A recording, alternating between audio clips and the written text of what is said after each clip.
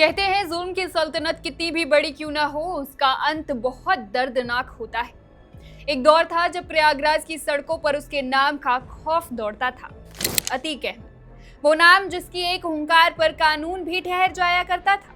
लेकिन आज उसी अतीक अहमद के कुनबे की कहानी एक ऐसी किताब बन चुकी है जिसके हर पन्ने पर सिर्फ मौत, सलाखे और फरारी का सन्नाटा लिखा है। एक एक करके परिवार के चिराग बुझ रहे हैं और सवाल वही है, आखिर इस कहानी का अंत कहाँ होगा।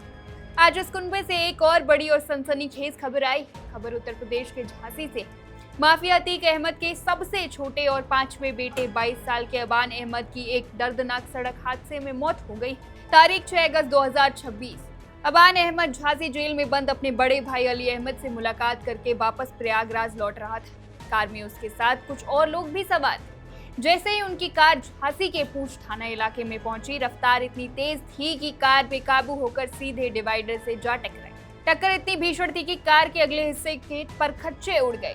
22 साल के अबान अहमद और एक अन्य शख्स की मौके पर ही जान चली, जबकि कार में सवार 3 लोग जिंदगी और मौत के बीच जंग लड़ रहे हैं। जिस झांसी की धरती पर कभी अतीक के तीसरे बेटे असद का एनकाउंटर हुआ था, आज उसी झांसी में अतीक के सबसे छोटे बेटे अबान की सांसें भी थम गई। अतीक अहमद के 5 बेटों की मौजूदा स्थिति को अगर एक नजर में देखें तो उनके इस कुनबे की कहानी बेहद दर्दनाक और बिखरी हुई नजर आती है। अतीक अहमद का पूरा परिवार आज छिन्न भिन्न हो चुका है। अतीक के कुल 5 बेटे थे। आइए आपको बताते हैं कि आज अतीक के इस कुनबे में कौन कहाँ है और किसके साथ क्या हुआ। अतीक अहमद का सबसे बड़ा बेटा उमर अहमद इस समय लखनऊ की जेल में बंद है, जबकि उसका दूसरा बेटा अली अहमद झांसी की जेल में अपनी सजा काट रहा है। तीसरे नंबर का बेटा असद अहमद 13 अप्रैल 2023 को झांसी में यूपी एसटीएफ के साथ हुई एक मुठभेड़ में मारा गया था। वहीं चौथा बेटा एहजम अहमद फिलहाल जेल से बाहर है। वहीं अतीक का सबसे छोटा और 5वां बेटा अबान अहमद, जो झांसी जेल में बंद अपने भाई अली से मिलकर लौट रहा था, 6 अगस्त 2026 को एक भीषण सड़क हादसे में अपनी जान गंवा बैठा।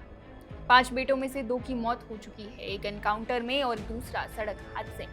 2 बेटे जेल की सलाखों के पीछे अपनी जिंदगी काट रहे हैं और सिर्फ एक बेटा एहजम बाहर।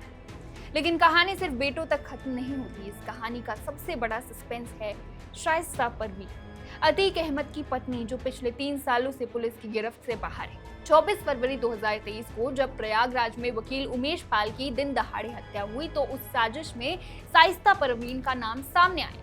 उस दिन के बाद से शाइस्ता ऐसे गायब हुई कि आज तक यूपी पुलिस, एटीएस और आरएएफ की टीमें 9 राज्यों में छापेमारी करने के बावजूद उसका सुराग नहीं लगा पाई।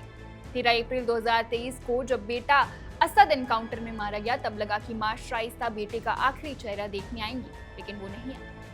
15 अप्रैल 2023 को जब प्रयागराज में पुलिस कस्टडी के दौरान अतीक अहमद और उसके भाई अशरफ की सरेआम गोली मारकर हत्या कर दी गई, तब भी शाइस्ता अपने पति के जनाजे में नहीं पहुंची। और आज जब उसके सबसे छोटे बेटे अबान की सड़क हादसे में मौत हो गई है, तो पूरे उत्तर प्रदेश में एक ही सवाल गूंज रहा है कि 3 साल से फरार शाइस्ता परवीन अपने 22 साल के बेटे के जनाजे में सामने आएगी, या फिर कानून का खौफ मां की ममता पर भारी पड़ जाएगा। आपको ये भी बता दें कि सिर्फ शाइस्ता ही नहीं, अतीक की बहन आयशा नूरी और अशरफ की पत्नी ज़ैनब फातिमा भी पुलिस की रडार से गायब है। साथ ही गुड्डू मुस्लिम, अरमान और साबिर जैसे शूटर भी 3 साल से फरार चल रहे हैं। साम्राज्य खड़ा करने में दशकों लग जाते हैं, लेकिन कुदरत का इंसाफ जब आता है तो सब कुछ तिनके की तरह बिखर जाता है। अतीक और अशरफ की हत्या का राज भले ही आज पूरी तरह न खुल पाया हो, लेकिन इस कुनबे का एक एक पन्ना अब इतिहास के पन्नों में दर्ज हो रहा है। अब सबसे बड़ा सवाल यही बुना हुआ है कि क्या अपने छोटे बेटे अबान की मौत की खबर सुनकर 50,000 की इनामी शाइस्ता परवीन सरेंडर करेंगी, या फिर वो नेपाल या दुबई जैसे किसी देश में छिपकर इस पूरे घटनाक्रम को देखती रही। इस खबर पर हमारी नजर बनी हुई है। जैसे ही कोई नया अपडेट आएगा, हम सबसे पहले आप तक पहुंचाएंगे। आप देखते रहिए वन इंडिया हिंदी।